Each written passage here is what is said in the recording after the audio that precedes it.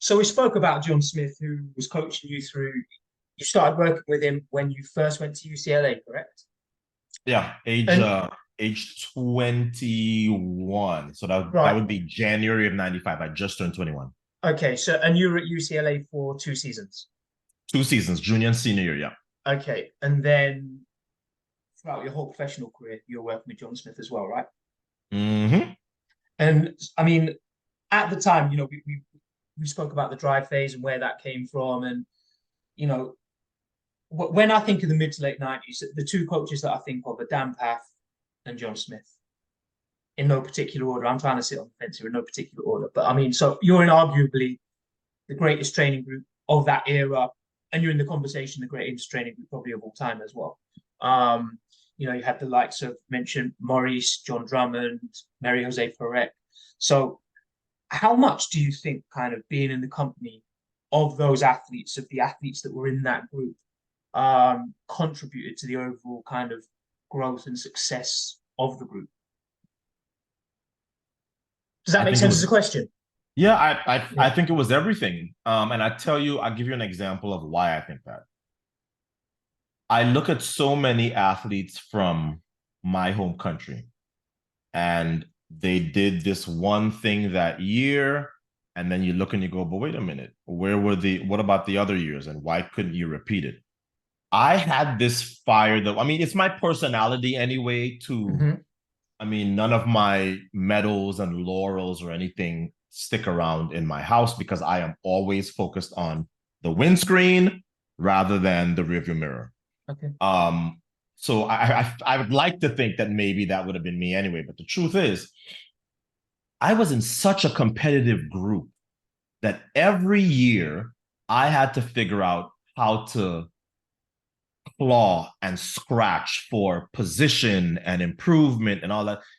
I didn't have time to rest on my laurels and get comfortable. If you look at my career, when I started to run like crap, is basically when I got injured. So it's like I was running well until 1999, and that hamstring strikes. I don't think I was the same athlete post 1999. And then after the drunk driver hits me in 2002, that's basically it. But when I was healthy and training with that group under that coach, good luck. Because there's no way that you could be in that group and not be performing amazingly because it was so competitive. It was so grueling. And yes, we had fun. I listen, I look at these guys now and I go, you think you're having fun in Europe? Okay. Because I know the fun. Thank God there were no cell phone cameras back then. I know the kind. We had Ferrari fun. We had, you know, south of France for the whole damn year fun. We had everybody in Monte Carlo knows your name fun. We had hey Albert, we're hanging out tonight. We're coming up to the palace, but like we had fun, and because we had so much fun, you almost didn't realize how hard it was and how hard you were working, how Okay. competitive it was. So I really feel like, and look, I told you earlier, I grew up in a utopia in Trinidad. I feel like I got to train with a training group that was also utopia because when you're in your little bubble, that's all you know. But having had my own little camp here and visiting other camps and seeing how other camps function now, and I go, I wouldn't trade that for what I had. Yeah.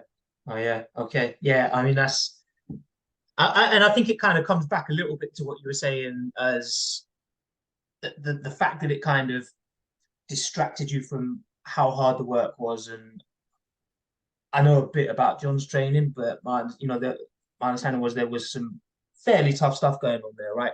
Yeah, Um, and John would do great stuff like, I mean, Antoine Maybank, who he loved to yeah. put Okay. with me. Antoine Maybank and I are born on the same day. Antoine Maybank, for people who your audience doesn't know, when Michael Johnson gets hurt in the 200, beating us in the world record race in Atlanta in Hmm. Hmm. 1996 in the Olympics, they call on Antoine Maybank to anchor against the UK's Roger Black, Hmm. Hmm. who had gotten silver in the Hmm. 400 to Michael Johnson, and he held him off. So Antoine was a beast.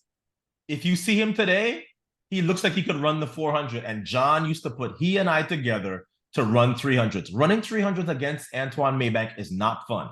Yes, I have the speed. I can get away from him initially, but you know he's coming. And I think back to some of those days when I go, that didn't just make me tough as an athlete. That stuff conditioned me for life, because it's like, what are you going to throw at me? And what is life going to throw at me that's harder than, running 960s and then having to walk across and run against, a guy who could split 43 on a relay and whose personal best is like 44-1. Yeah, for sure. And it comes back to that thing about if you're passionate about something, it doesn't feel like work.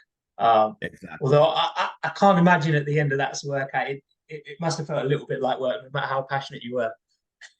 Listen, there were some days, and every athlete goes through this. There were some days to leave Drake Stadium at UCLA, you had to walk up these very, very steep stairs, which we actually used to use as a training tool as well.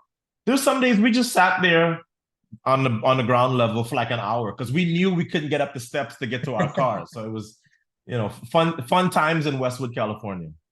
So I want to get into the training.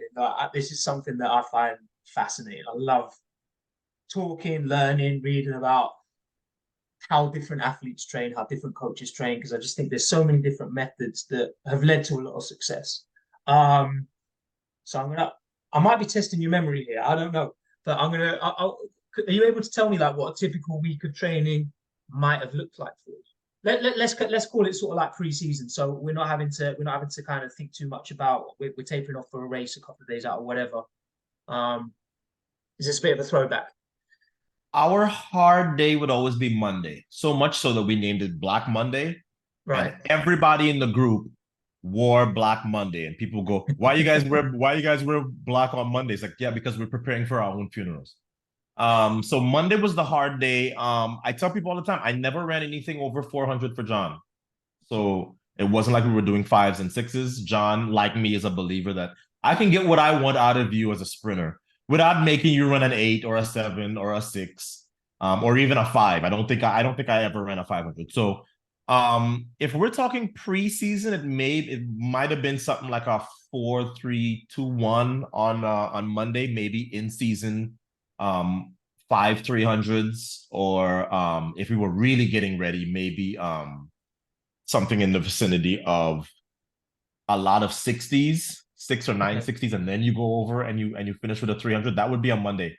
Tuesday and Thursday typically were our starts day, and I realize now that was him kind of backing off of us a little bit because of how hard Mondays were.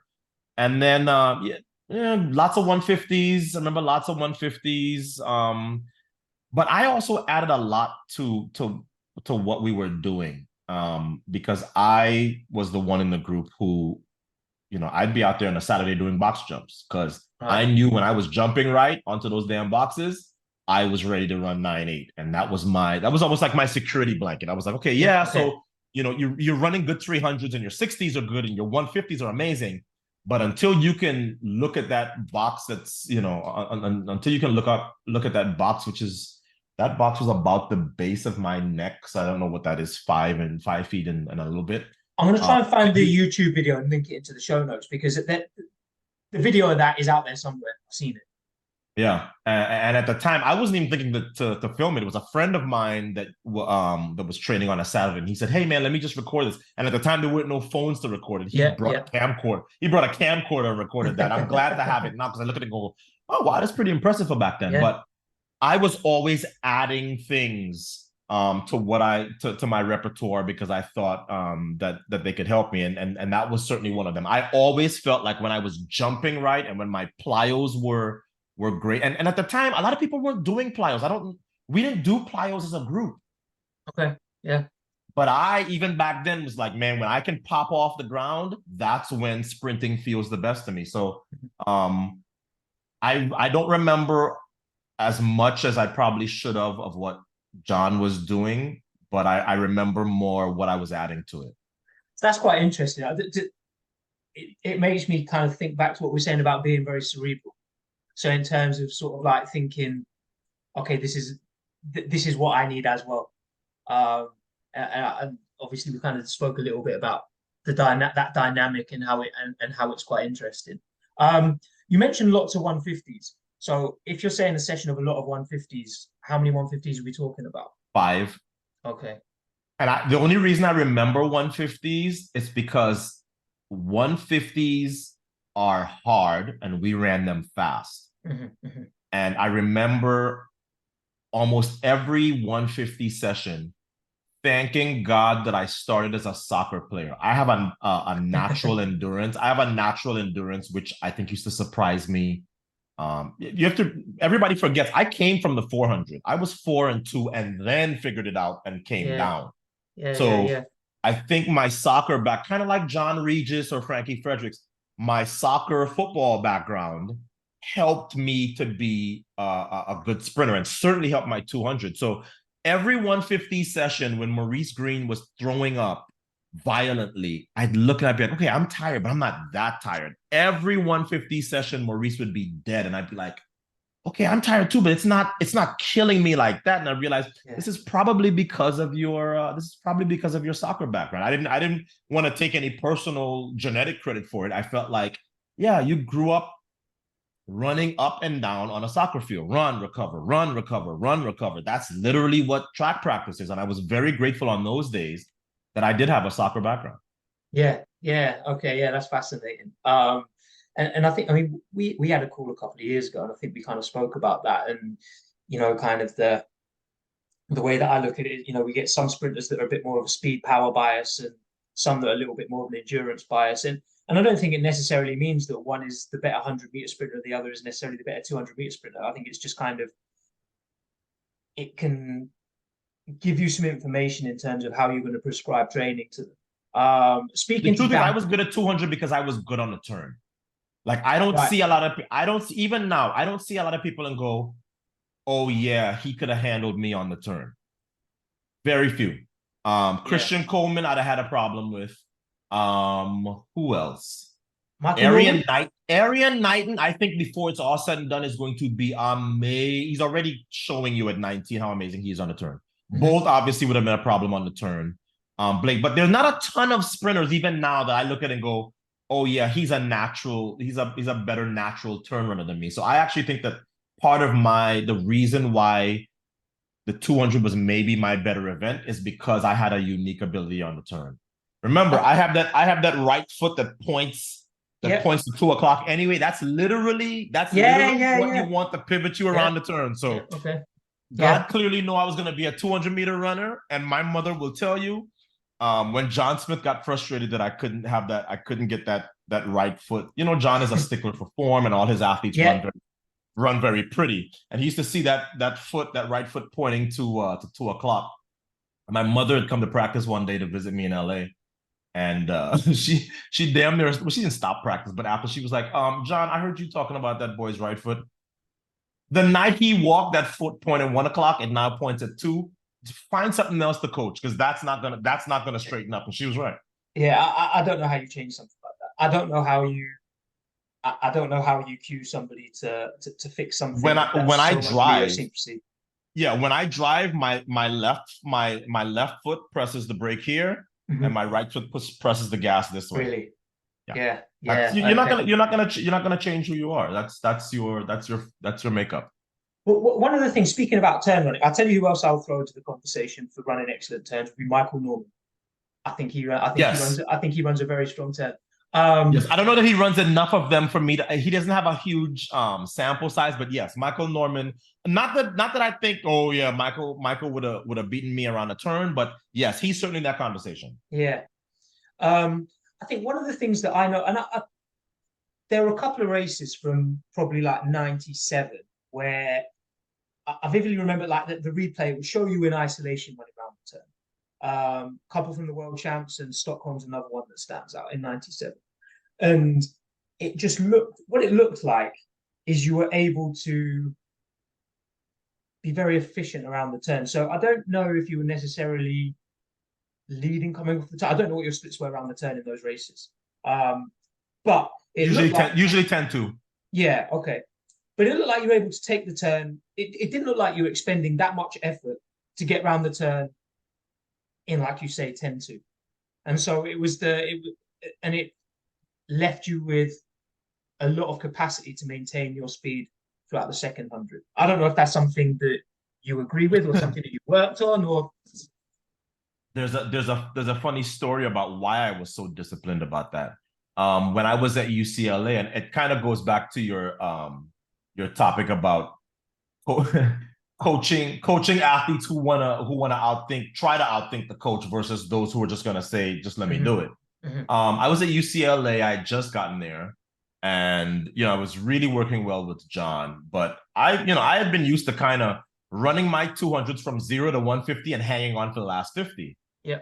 And John was like, you realize that when the gun sounds in the 200, you're going literally like the opposite way from the finish line. And I thought to myself, I had never thought of that. Anyway, so he says to me, "Hey, you are good enough on the turn, and you have enough speed. You don't have to be flooring it in the first 50.